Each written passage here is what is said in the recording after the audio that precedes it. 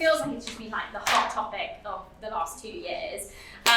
Essentially, the investment environment we operate in influences all of us hugely. And there has actually been quite a lot of doom and gloom, I think we could all say, but my lovely panel here this evening, are here to demonstrate funding is possible, and they're going to share their experiences.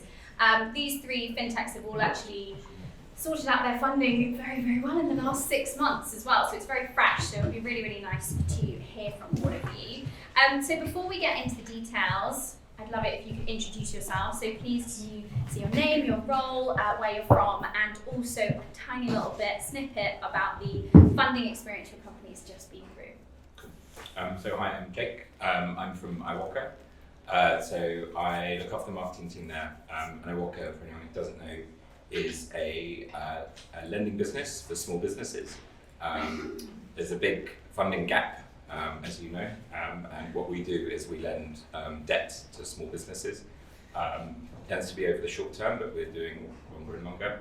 And I guess the reason we exist is because we found that banks have slowly retreated from this space, and sort of small businesses can really run their businesses a lot better when they have access to capital, when it's sort of fast, flexible, and there's someone at the end of the phone who can talk to them about it. And sort of so that's what we design all of our lending products around. Amazing. Hi, I'm Nicola Longfield. I'm Chief Commercial Officer at HyperJar. It's a B2C app in the UK. We have 600,000 customers. We are about helping people spend life well. So we believe that basically banks and the banking model is very much around getting deposits and lending to people, and they really don't care about that journey to spend. And so HyperJar is about helping people essentially optimize their discretionary spend. So we have jars. It's about being able to visualize, and we're forward looking, so it's not like your ledger which tells you how much you spent at the end of the month. It's saying, okay, I have this amount to spend this month, put it into jars. You can spend directly from the jars, and you can share those jars with other people. So you can, and then we also present rewards from merchants and offers and discounts, which is helping people make their money go further. We closed a Series A at the end of the summer, $24 million, and that was to fund further growth of the B2C app, and then actually probably you're on B2B side, but we've got the other bit, which is technology. Basically, we had a lot of inbound interest in the B2C app, and so it was to take the technology and actually license that to other people. Cool. And hey, I'm Romney. I'm part of the founding team at Communion, which is a new saving app that launched just in August, actually. So we are a group of ex-Habito employees. So prior to Communion, I worked at Habito for 5.5 years, and before that, I was mostly agency side. So on the agency side, I worked on the Zoopla business mostly, so sort of took them through IPO. I joined Habito just as they'd raised the Series A, which was led by Ribbit Capital. About 9 months later, we raised the Series B from Atomico, and then I was part of the team that helped raise the Series C, which was led by London Fintech. So yeah, we just raised $2.5 million pre-seed for Communion.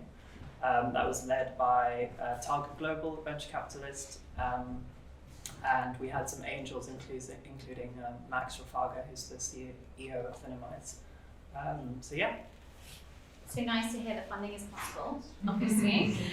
So cool, we'll get stuck in. So as we all know, the landscape has really changed in the last few years, and something that we were talking about beforehand was around the fact that basically companies aren't getting as many inbound investment opportunities and interest like they were previously. So I'd love to, and I'm sure everybody here, this is why they want to listen to you guys, we want to know about what would you say investors care about when they're looking for fintechs to work with now, and how has your company worked to adapt the sort of outbound strategy when inbound just isn't happening anymore? Nicola, if I could start with you.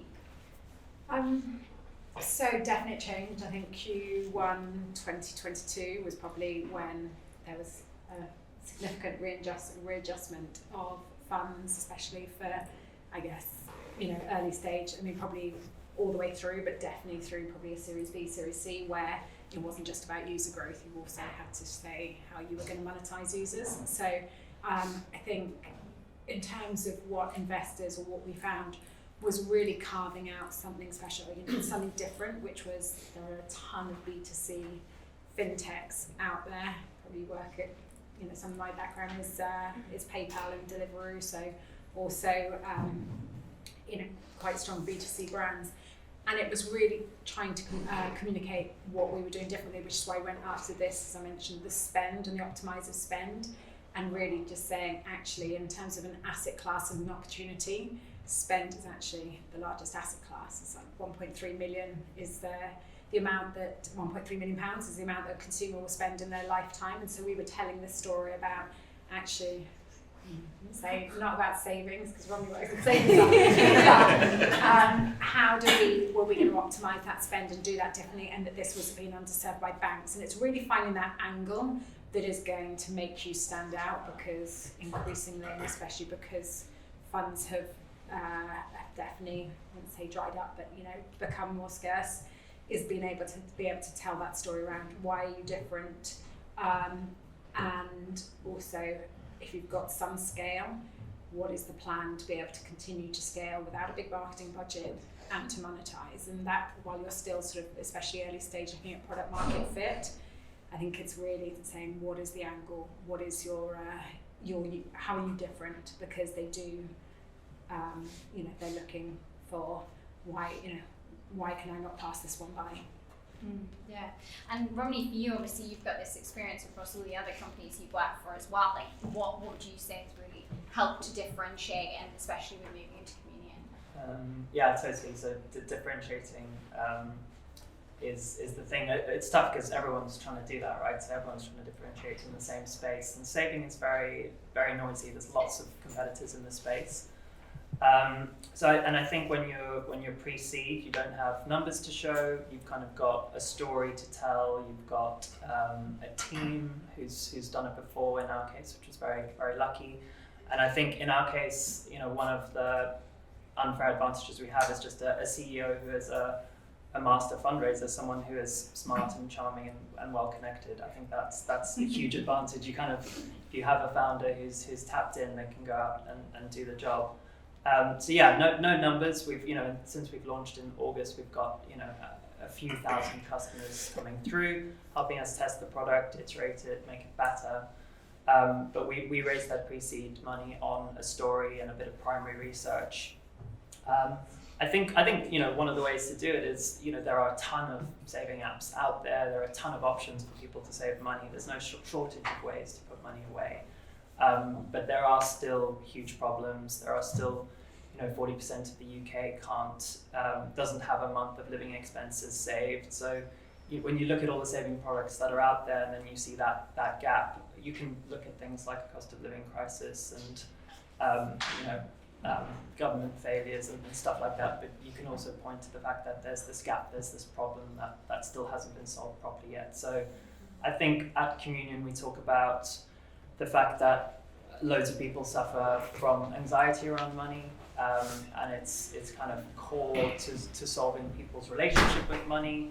And then, so our product tries to improve behaviors around money, build good habits, and conquer that money anxiety to get to the root of it. So yeah, you just got to tell a good story and be well connected. Yeah, I really like the fact that you guys talk about creating, rather than a community, a savings cult of individuals. So you're clearly trying to play on the storytelling front there. Yeah, there's lots of language that really helped us, and obviously when raising money, you're selling the business. And I think one of the ways that Dan, who's our founder, sold me into the business, because we're a group of ex-Habito people. We went for a walk around the block one day, and we were sort of thinking about. We were kind of on our way out of Habito, and he said to me, I really want to hide a piggy bank in a slot machine. And I was like, what do you mean by that? And then I kind of got it. So saving is not something that's very attractive to people. Spending has become a lot more attractive. There are lots of ways to save, lots of ways to spend. Lots of businesses like Klarna are making it so much easier to spend. And people just aren't attracted to saving in the same way that they are to spending. They just don't get the dopamine from it. So there's pieces of language like that really stuck with me. And then similarly, we could talk about creating the next generation of savers or a community around saving, but something that with this behavior change and these saving rituals, we started talking about the fact that we wanted to build a savings cult, which was also another nice piece of language and something that sort of made investors lean in a little bit to be like, oh, this is something a little bit different. Yeah, and it must be an entirely different experience, even in comparison to HyperJar still being relatively young for Communion, because you don't have the data, you don't have anything, but from Habito you'd really experienced how building brand, which as marketers in a room, we know sometimes selling in the concept of like brand building can be really hard, but you guys had experienced that investors actually did care from your side about building brand. Can you tell us a little bit about that? Yeah, we were a pretty big business by the time I left, so we had actually come close to you guys, around 600,000 customers at Habito. I think we punched really above our weight, so we focused on building the brand from really early on. So we had this marketing strategy of really kind of focusing our spend on the calendar that people think about mortgages. So we had creative that stood out. I think was very different to the rest of the competitor set. There were no happy couples unpacking boxes. It was a kind of gross out comedy and nostalgia and lots of sex and stuff like that, which you don't see much in mortgages. So we focused on an above the line strategy. We built a brand in mortgages, which I don't think had been done successfully before, and investors loved that. I think with mortgages, we found that it was something that people just don't want to talk about. So you have to be the brand that people remember. You can't really force people down a funnel in mortgages. You can kind of catch them when they fall. So we just wanted to be the brand that people remembered. So we focused on building a brand, and that worked really, really effectively.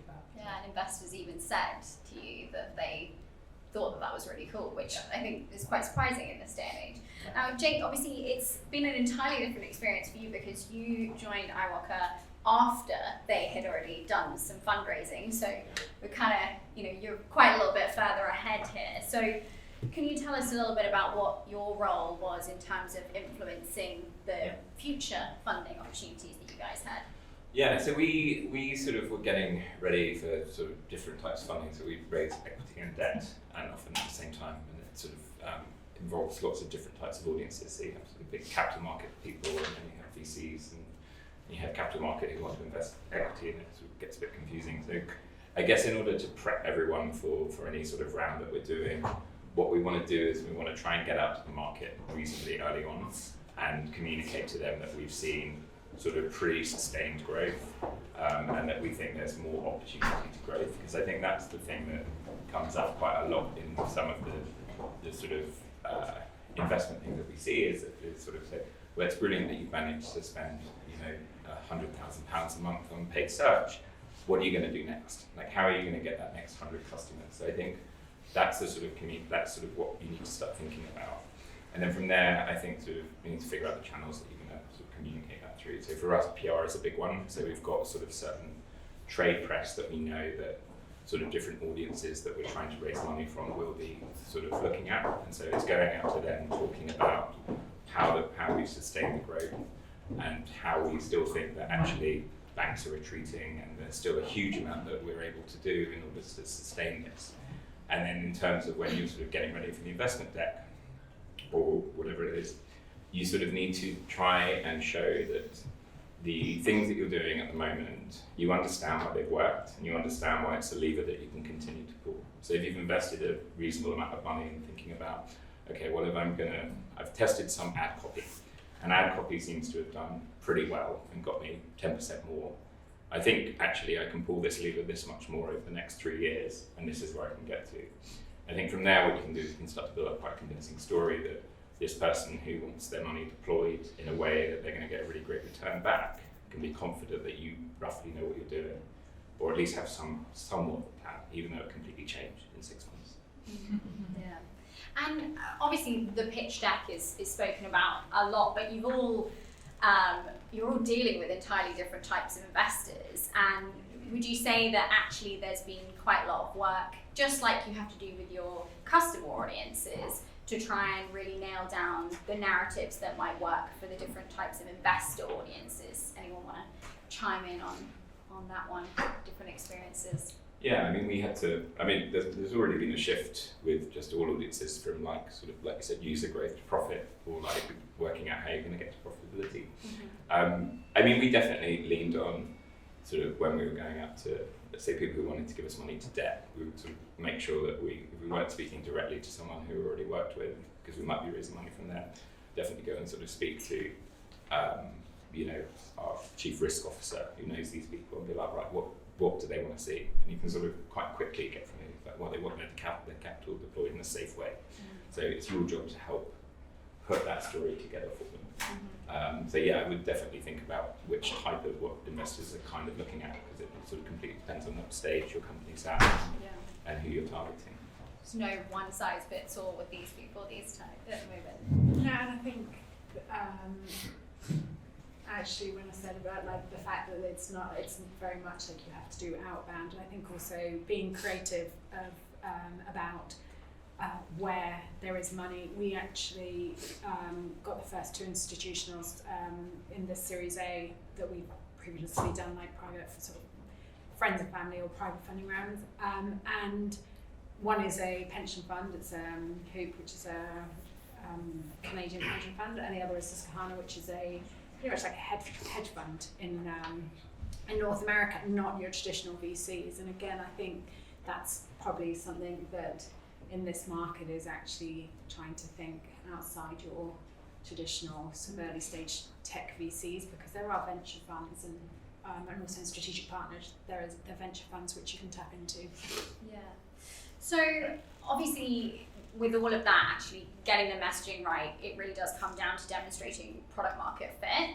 And it's a common challenge that in such a saturated market, it's obviously something that's going to be difficult. How have you and your organizations gone about balancing sort of proving that scale, and what shifts have you experienced in terms of what you've observed from investors' expectations regarding like product market fit in comparison to a few years ago?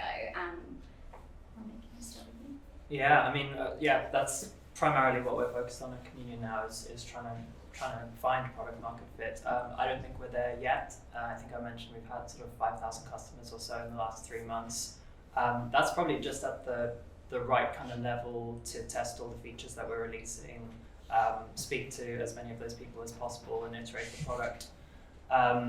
In terms of product market fit, yeah, we're trying to build a product that people love. We're trying to find a way to sustainably acquire these customers and then turn them into profitable, customers that stick around. So I think what we've found in speaking to our existing investors, because I guess we've got Target Global and a few angels who we speak to about our progress. They're not super interested in like looking at huge growth at this stage. They are much more interested in retention. They're much more interested in referrals, so the sorts of indicators that would show product market fit. And they actually do want us to acquire these customers sustainably. So we are very conscious of the money we spend to acquire the customers, because the product is changing so quickly.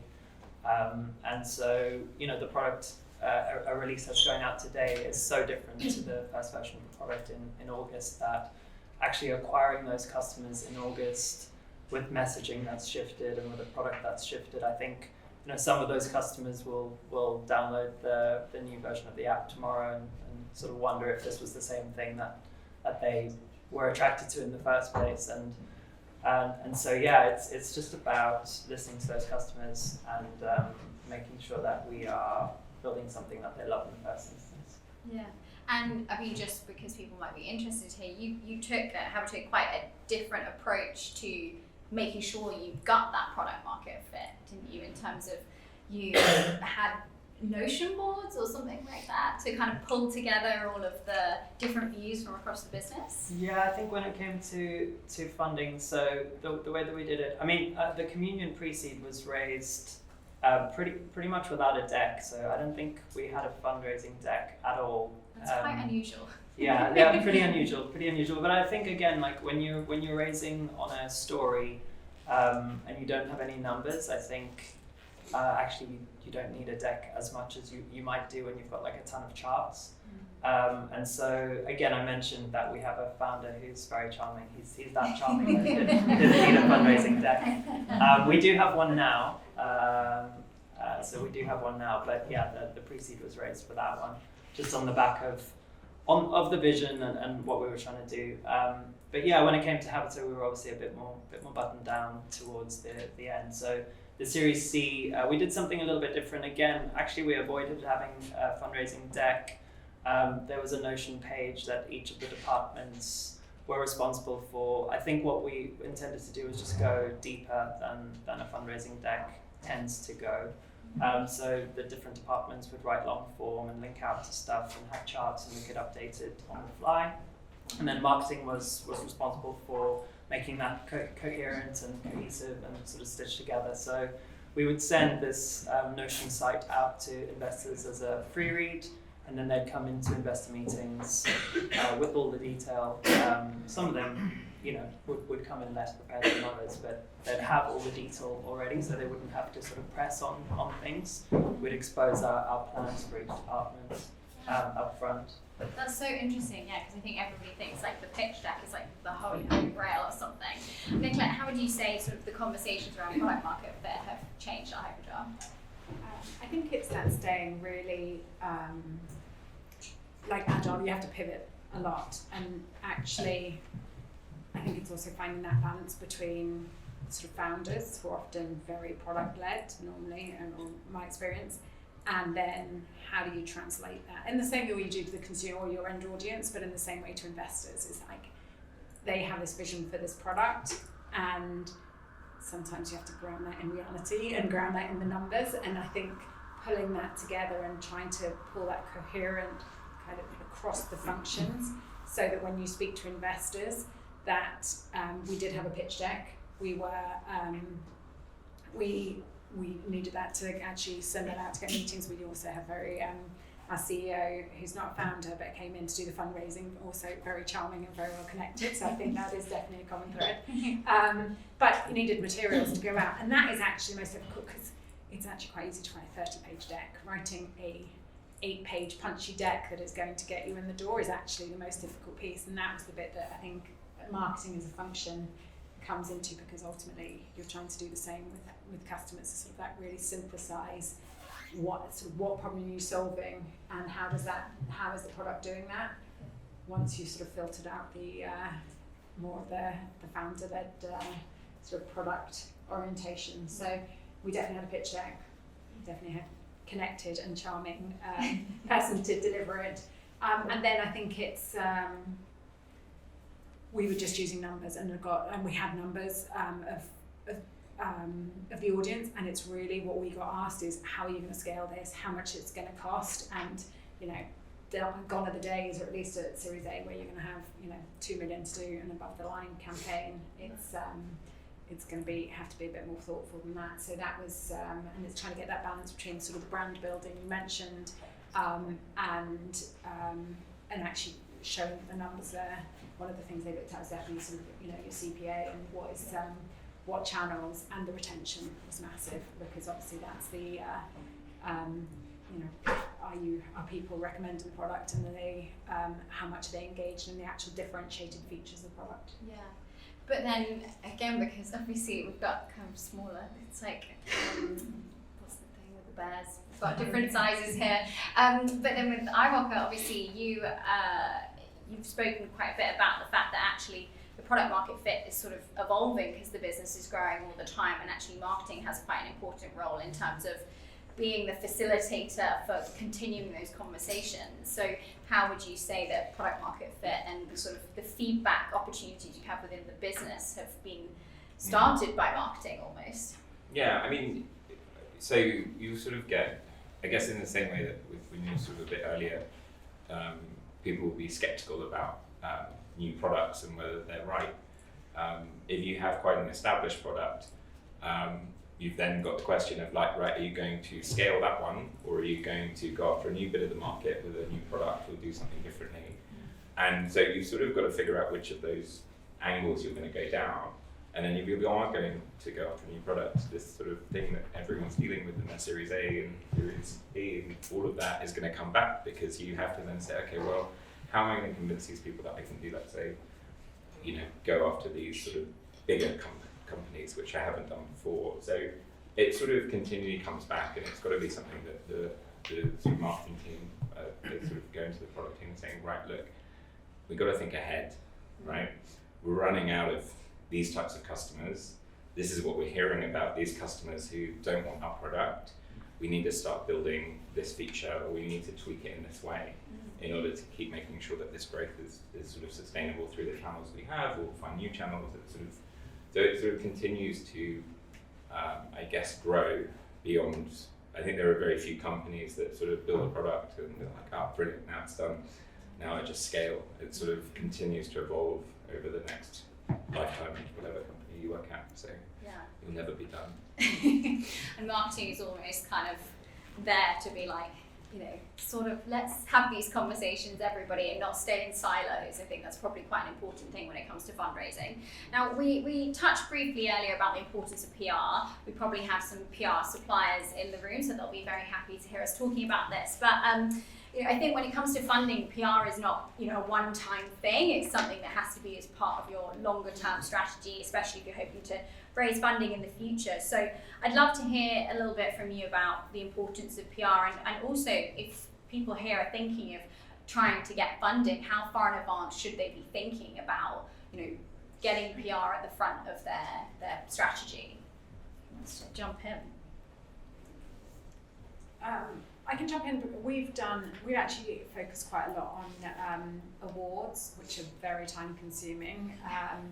But in terms of credibility and for sort of particularly partnerships, actually help the the team have something that gives sort of a bit more credibility and recognition.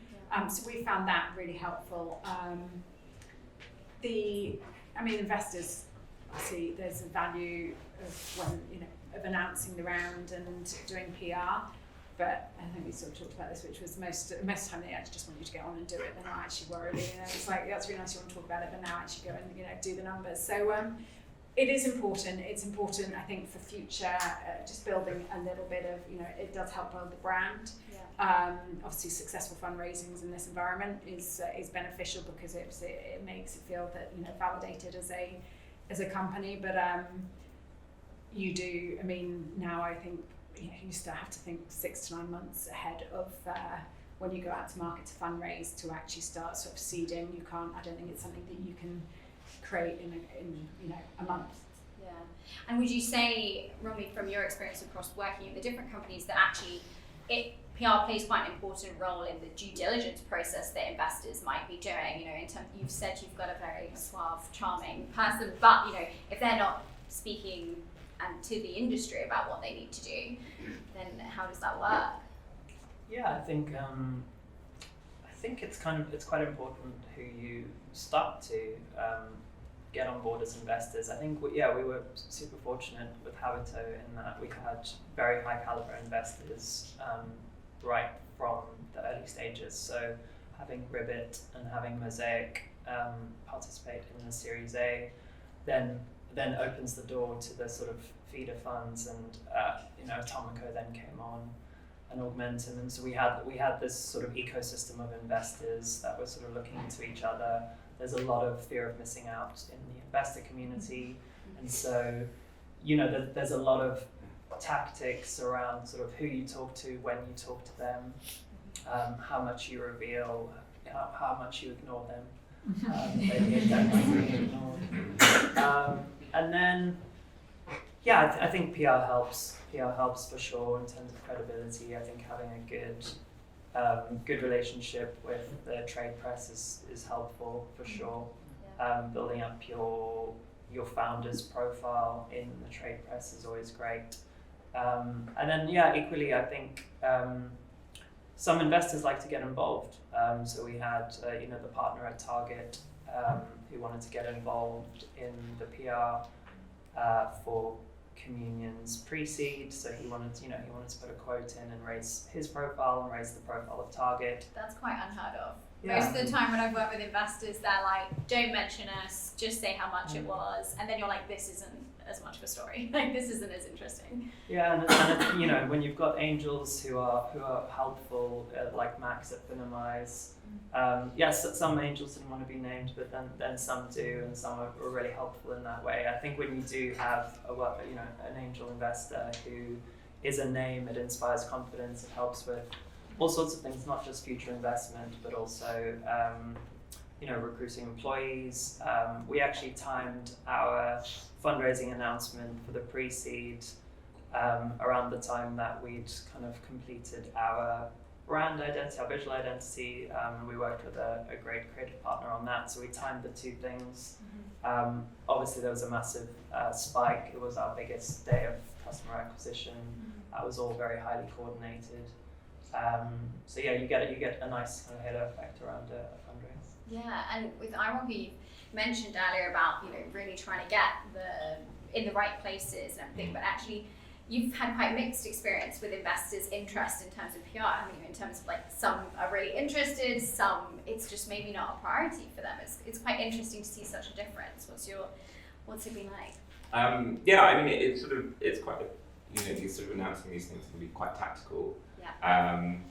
We find that often much larger investors or partners have quite large compliance teams, which you have to sort of navigate. I hope we're going to wait a little bit longer before we Oh, said right. the C word, because we're in a room of fintech marketers and it's our worst nightmare, but yes, continue. Well, it's sort of, I don't know, it's one of those things until you understand how it works. You can sort of then make a decision about, like, is this really a fight I want to go on and do, or is it just something I'm going to sort of let go? Yeah. And so we sort of have had very mixed reactions to that. I do wonder how valuable those sorts of things are compared to really thinking about the messages that you want to communicate and really building some sort of big campaign that you can stand behind. So we spend quite a lot of time thinking about indexes around, like, looking at where small businesses are growing or sort of where they're getting funding, and sort of it's often you get to the end of the day and you think, right, well, how much is this really tactical thing about announcing this new partnership going versus this thing which I think is actually creating quite a lot of value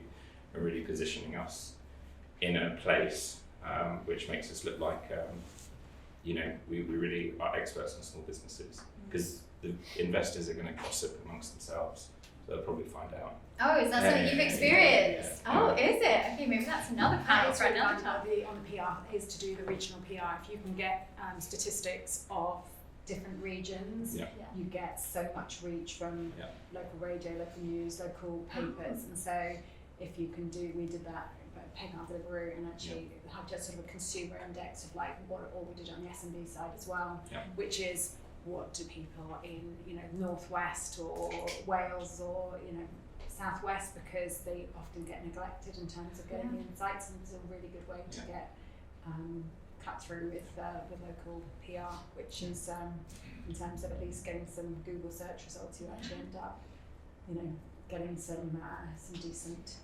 coverage. And I bet the local trade publications are always happy to be included in that as well. Yeah.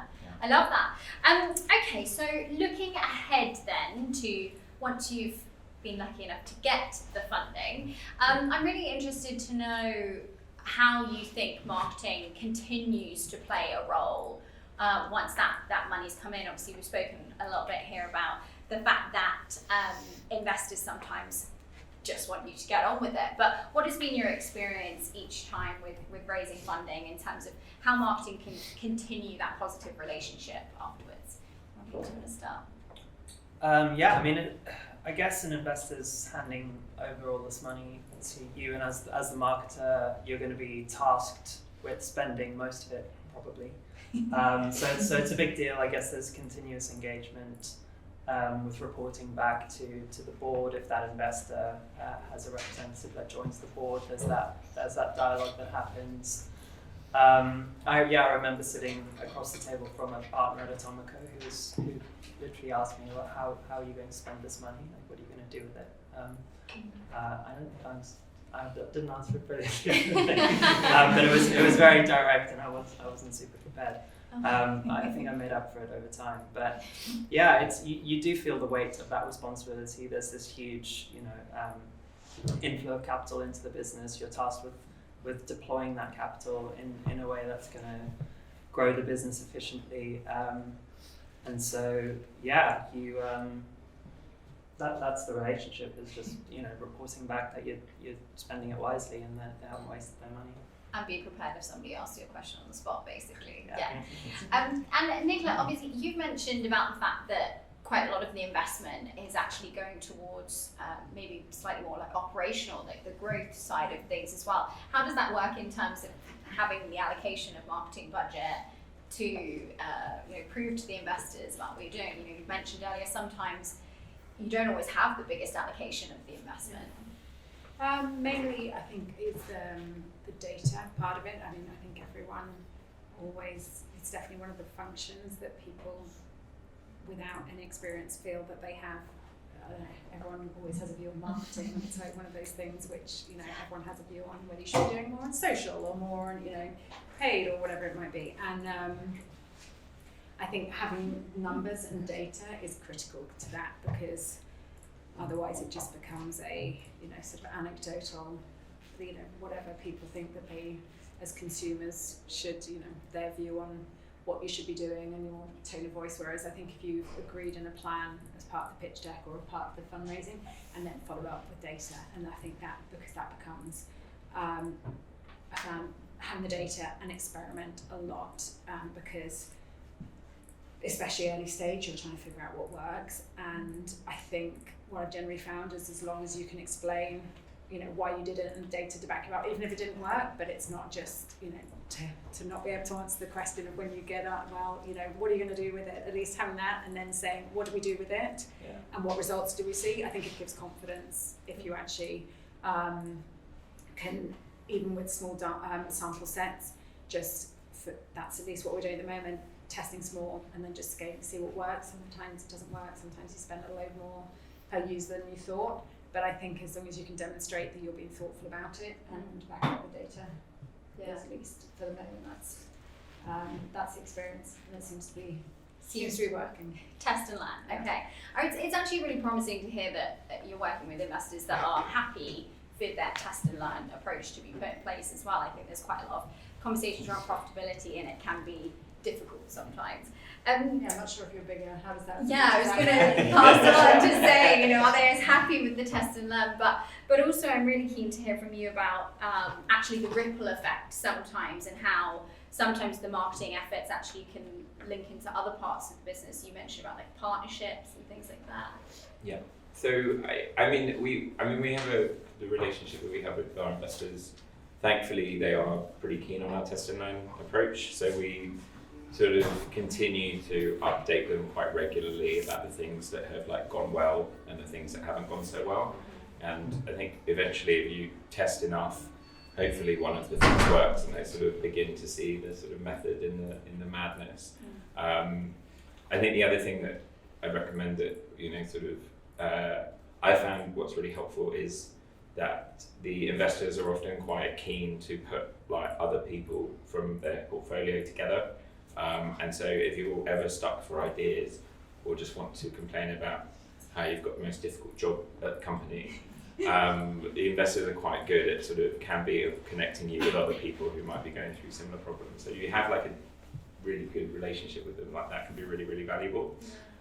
In terms of other stuff, I think, with partnerships, that's when you after, as well as delivering the numbers, the other thing that we really want to be doing is supporting the rest of the teams in hitting their goals. So making sure that the partners have really great decks that they can use to sell, make sure that we are providing them with up-to-date information about what customers are saying about us and the things that they love and the things that are difficult. These are the things that we can help partners with.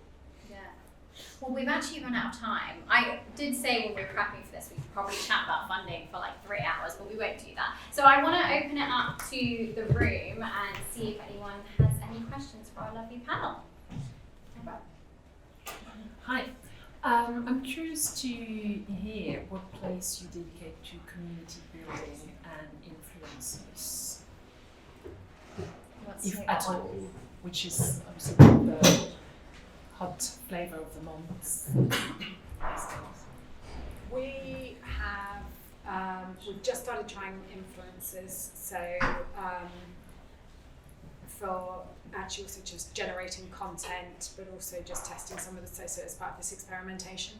The community side, I think I probably got a bit burnt at PayPal, which was part of eBay. eBay had this really incredible like community of people helping out and answering questions. PayPal, we tried it and we just had like literally so much negative. It just became a way for people to surface, you know, their sort of all of their, you know, troubles with refunds. And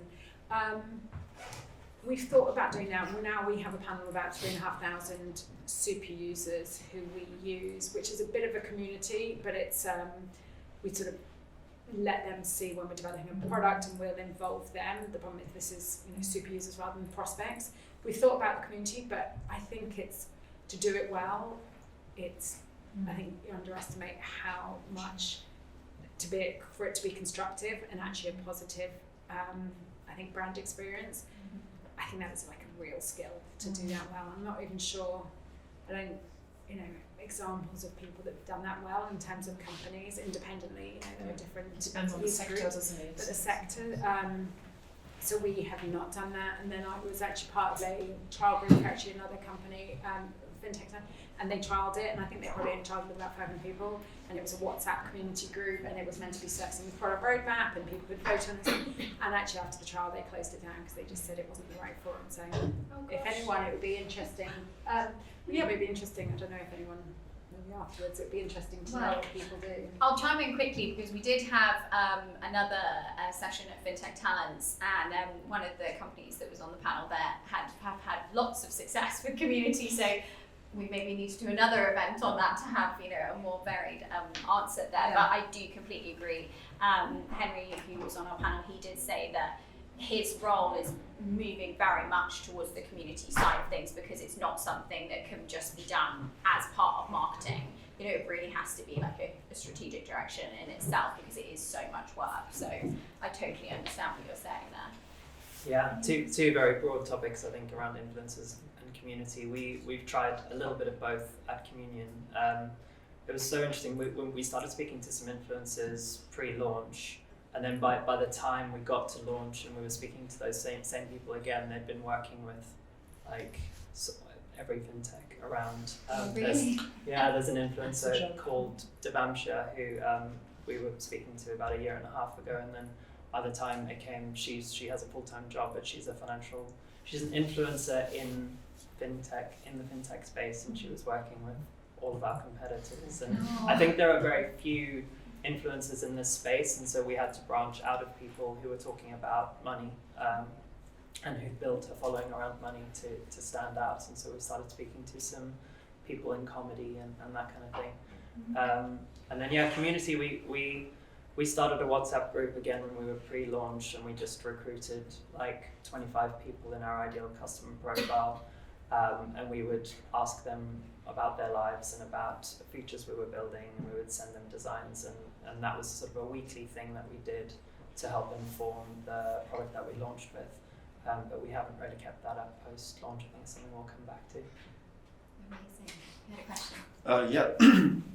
Now, this is sort of just a bit of what you were touching upon earlier, Romney, in terms of what you guys were doing at iWoca and kind of making the marketing strategy a little bit different from others and touching upon topics that maybe people don't. There was a company last year called Dead Happy, and they were in the insurtech space. I was looking to see if eyes lighted up when I said that. They obviously had a very controversial ad using Harold Shipman. And just for a bit of context, this was a guy who like doctored the killbots people, but it was like his face on an ad that said something. It was basically like, you never know who your doctor is, life's too short, buy life insurance, right? Wow. I wanted to know if you guys had any thoughts on that but in particular, that sort of blurred line of what's too controversial, and I guess what the impact that can be with your investors at a later date. Yeah, it's a big question now. But Do you guys think makes that sense. controversial? No. I thought the ad was honestly. I thought the ad was great because it caught my attention, which is kind of the point. But yeah, So we do lending, right, which is a sensitive topic, as isn't it? But like, I think sort of the way that we look at sort of what we invest time in is we want to do a few things really, really well. So challenger marketing is like quite a big thing that you can spend a lot of time doing and doing it really, really well. As is sort of community and influencers. They haven't bubbled up to the top for us. For us, what we invest a lot of time in is building marketing tech, building out a data science team, investing in PR, and making sure that our performance is best in class. Like those are the sort of 4 cornerstones of like what we're working on at the moment. Now I think next year we're going to add one more thing in. I'm not quite sure what, but challenge of the list of 20 things I've got on my list to do really, really well, I think challenger marketing would probably be something that is maybe halfway down and is going to keep me up at night too much. So. It's really interesting because the brand we built at Habito, I mean, you're predominantly B2B. Habito was predominantly B2C, but we had a B2B, we had to work with brokers, we had to work with lenders, we became a lender in our own right. And actually a lot of the work that we put out as a brand actually didn't land very well with the rest of the broker community. So that was one kind of lesson. I mean, it landed really well with investors, and we created custom skateboard decks with Jimbo Phillips, who was the artist at Santa Cruz, and we sponsored Skateboard GB. And so the investors were all very happy with their custom skateboard decks and hung them very proudly in their lobbies. But we had to do a really different and a much harder job in the B2B environment because actually our brand, it was a challenger brand, and so they didn't like how we spoke about the past and the way that brokerage is done, and so those relationships were hard. We gave the sales team a very hard job, and we had to make up with that. We had to go to golf events, but yeah, I mean, where in terms of where the line is, it was tough. Like, it was a gut thing. Like we released the Mortgage Kama Sutra, and it landed very well.